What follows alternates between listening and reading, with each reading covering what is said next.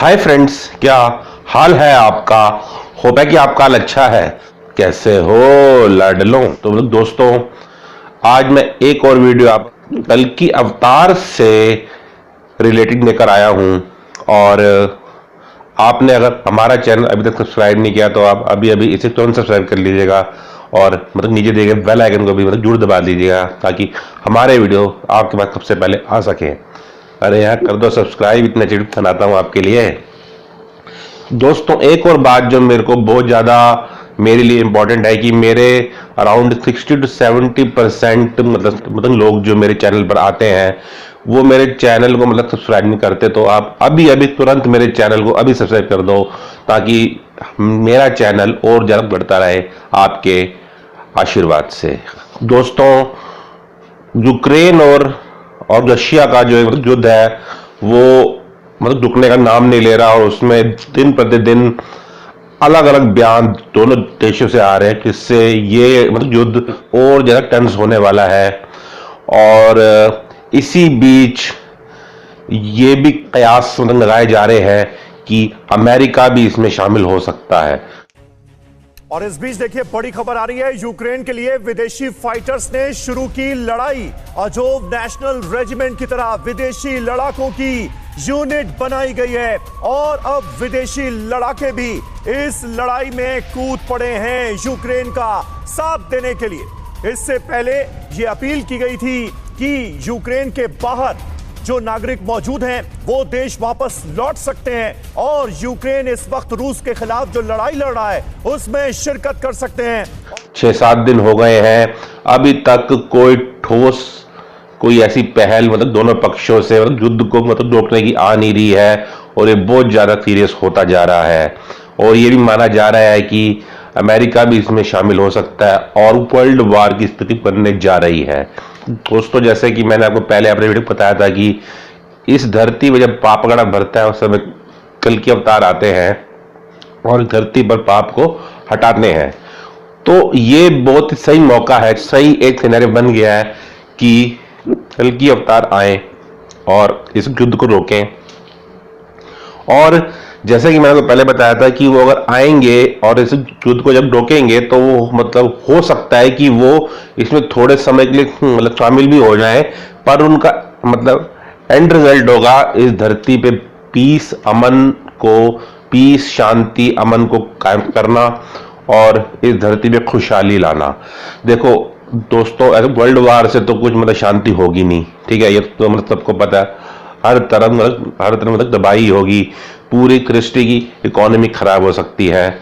और दोस्तों, इतने सालों से भारत में जो इकोनॉमिक क्राइसिस थी वो इंडिया के कुछ ऐसी पॉलिसीज थी उसकी वजह से हुई।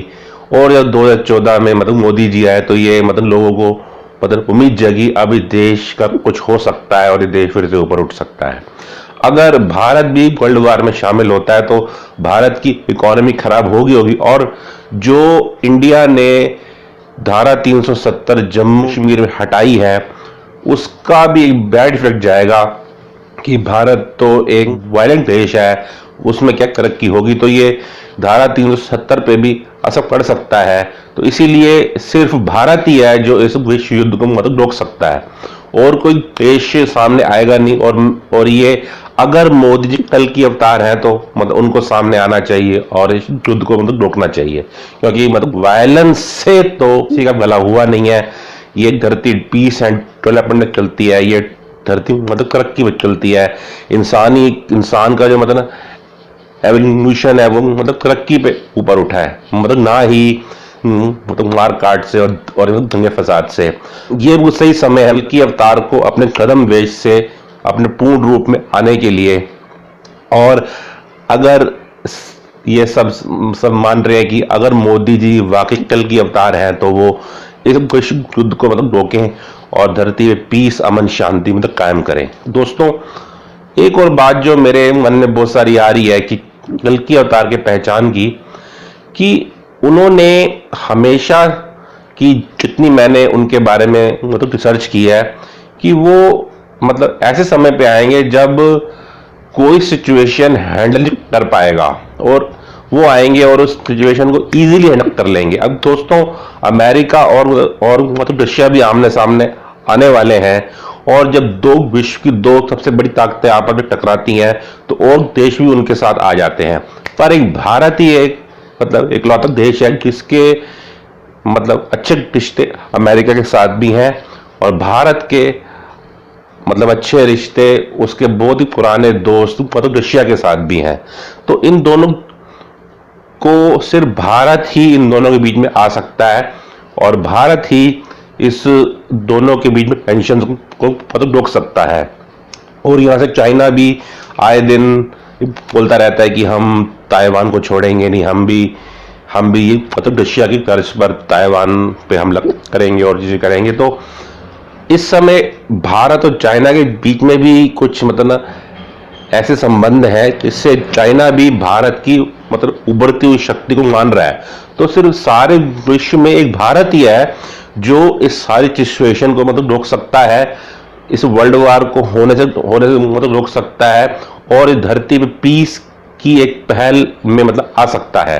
दोस्तों भारत हमेशा से ही विश्व गुरु रहा है, और मतलब अब ये समय आ चुका है कि भारत को सामने आना चाहिए और अपनी धरती से जो मतलब अध्यात्म का जो इतना बहुत बड़ा प्रचार हो रहा है, अध्यात्म की बातें, एक जगत की बातें, पीक कलम की बातों से वो सारे मतलब धरती पे फिर से अपना विश्व गुरु का जो एकदम ताज है, विश्व गुरु की जो पहचान है वो फिर से लेकर आ सकता है। और इससे क्या होगा, सारे देश भारत की ओर आकर्षित होंगे, भारत के अंदर इन्वेस्टमेंट आएगी, भारत की इकोनॉमी ऊपर होगी, और एक मैसेज भी जाएगा कि पीस डेवलपमेंट से ही सारे काम होते हैं। मतलब मार काट युद्ध में मतलब कुछ नहीं रखा, सिर्फ हर तरफ तबाही होगी।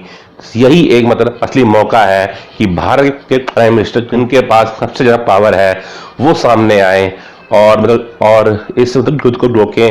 और अगर उन्होंने ये काम मतलब कर दिया तो ये माना जा सकता है कि वही कल की अवतार है, क्योंकि मतलब कि ये सारी चीजें बिल्कुल कल की अवतार पे फिट बैठती हैं, और मोदी जी कल की अवतार की मतलब सिमिलैरिटी सामने आएंगी, और भारत ही एक मतलब इसी पोजीशन में जो इसको मतलब रोक सकता है। और भारत प्राइम मिनिस्टर सबसे पावरफुल है भारत में, इसीलिए माना जा सकता है कि भारत की प्राइम मिनिस्टर ही मतलब कल की अवतार है। होपफुली हम आने वाले समय में इस बात को देखेंगे कि भारत ने क्या पहल की और भारत इस चीज को लेकर कहां तक पहुंचा। होपफुली आपको आज का ये मेरा वीडियो समझ आ गया होगा, और आप अभी अभी मेरा चैनल मतलब तुरंत सब्सक्राइब कर लीजिएगा ताकि हमारे वीडियो सबसे पहले आ सके। और तब तक अगले वीडियो के लिए बाय बाय।